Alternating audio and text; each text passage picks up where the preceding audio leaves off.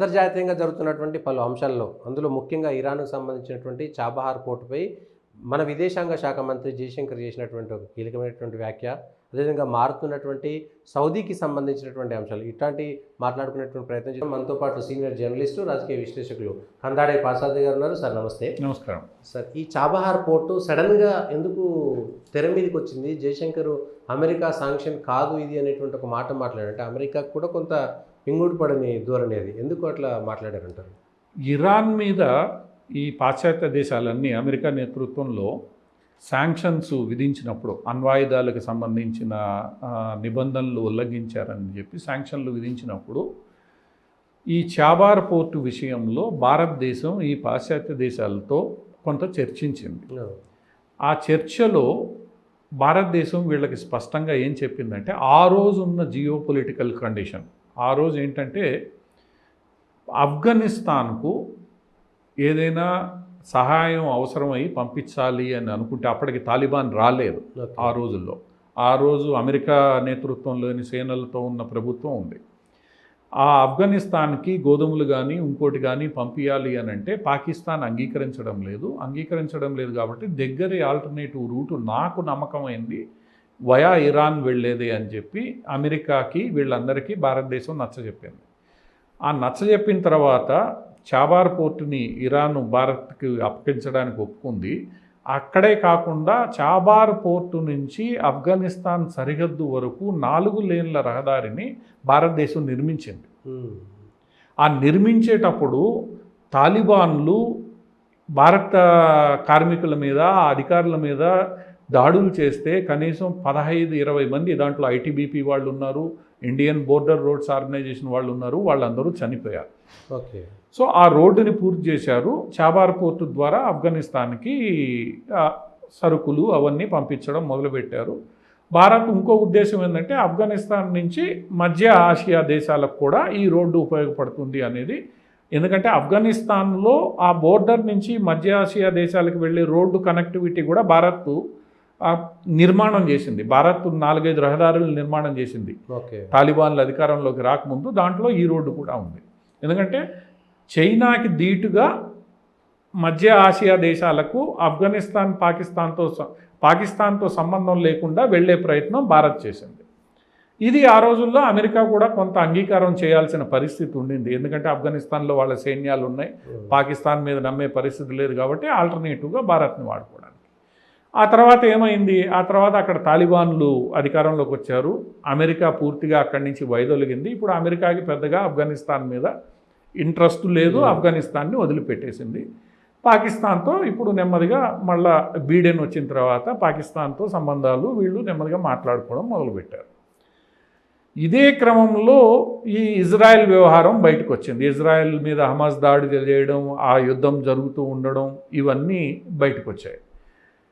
ఈ బయటకు వచ్చిన వేళ ఇరాను హమాస్కి మద్దతు పలకడం అమెరికాకి ఇష్టం లేదు. సో ఇప్పుడు ఇరాన్ ఎప్పుడైతే హమాస్కి మద్దతుగా ఇజ్రాయెల్ మీద దాడులు చేసిందో అమెరికా తప్పనిసరి పరిస్థితుల్లో ఇరాన్ని కంట్రోల్ చేయాల్సిన స్థితి ఏర్పడింది. అయితే ఇరాన్ని కంట్రోల్ చేయాల్సిన స్థితిలో ఇరాన్కి అనుకూలంగా ఉన్న ఏ అంశాలు, ఏ దేశాలు ఉన్నాయి, వాటికి సంబంధించినవన్నీ కూడా ఇప్పుడు అమెరికా రివ్యూ చేస్తోంది. ఆ రివ్యూ చేసిన క్రమంలో చాబార్ పోర్టు కూడా ఒకటి అంశం వెలుగులోకి వచ్చింది. ఈరోజు అమెరికాకి పెద్ద ఇంట్రెస్ట్ లేదు ఈ మొత్తం వ్యవహారం మీద, ఎందుకంటే ఆఫ్ఘనిస్తాన్ ఖాళీ అయిపోయింది కాబట్టి ఇది కేవలం ఇరాన్ని ఇరుకుని పెట్టడానికి మాత్రమే అమెరికా ప్రస్తావించింది.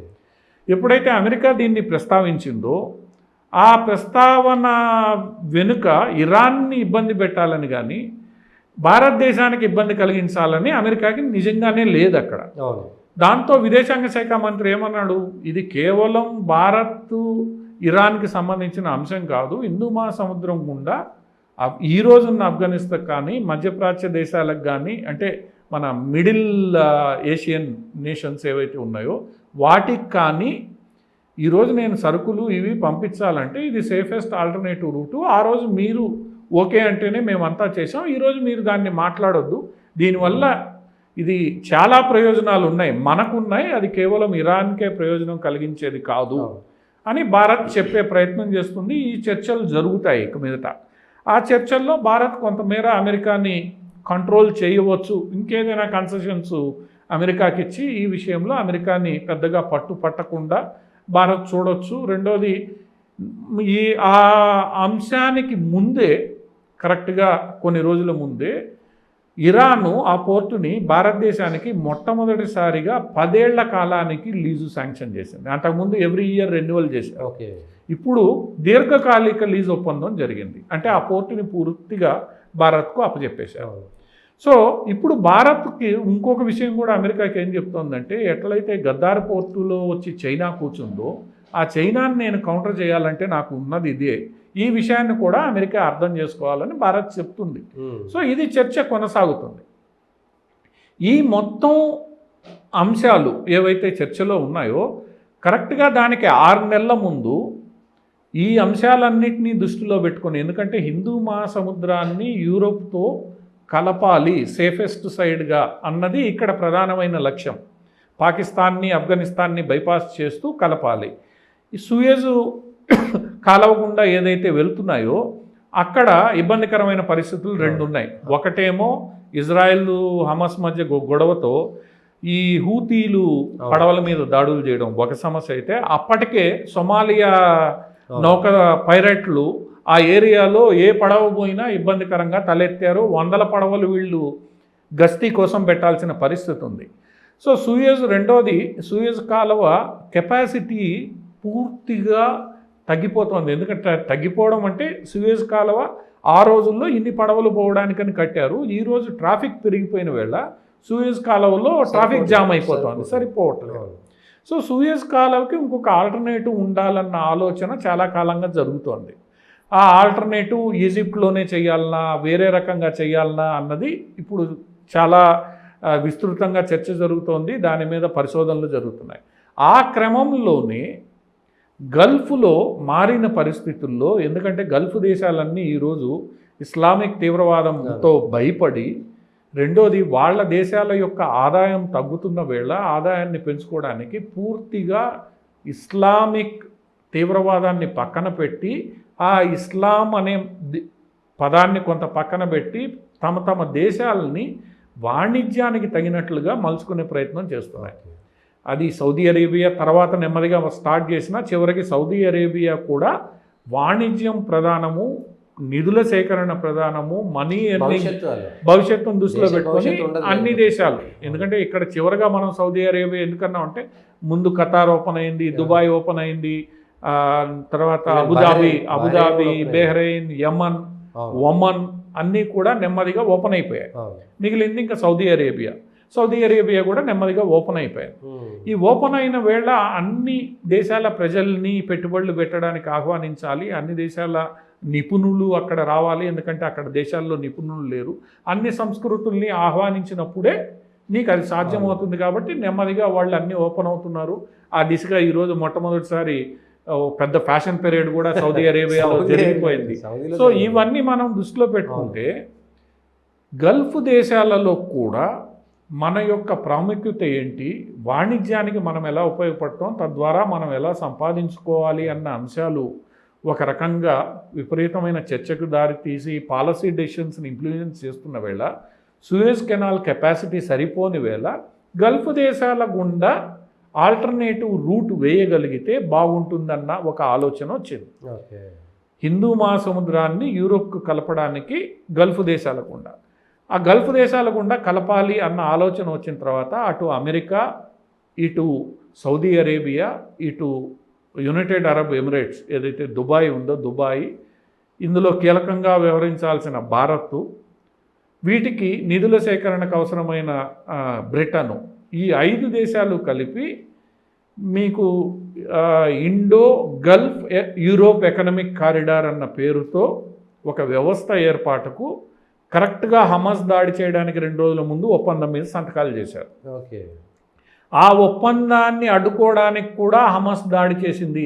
ఇలా ఇజ్రాయిల్, గల్ఫ్ దేశాలు, భారత్లు కలిసిపోతే, అమెరికా కలిసిపోతే రేపు మనల్ని పట్టించుకునే వాళ్ళు ఎవరు ఉండరు, మన సంగతి ఏంటి అన్న ఆందోళనలో కూడా హమాస్ దాడి చేసింది అన్నది ఒక వర్గం చెప్పే విశ్లేషణ. సరే, ఆ విశ్లేషణ ఎలా ఉన్నా కూడా హిందూ మహాసముద్రం నుంచి యూరోప్ వెళ్ళడానికి ఒక ఆల్టర్నేటివ్ దారి అయితే కావాలి అన్నది అందరి ఏకాభిప్రాయం. దాన్ని ఉపయోగించుకొని మనం బిజినెస్ని పెంచుకోవాలనేది గల్ఫ్ దేశాల్లో ఏర్పడిన ఏకాభిప్రాయం.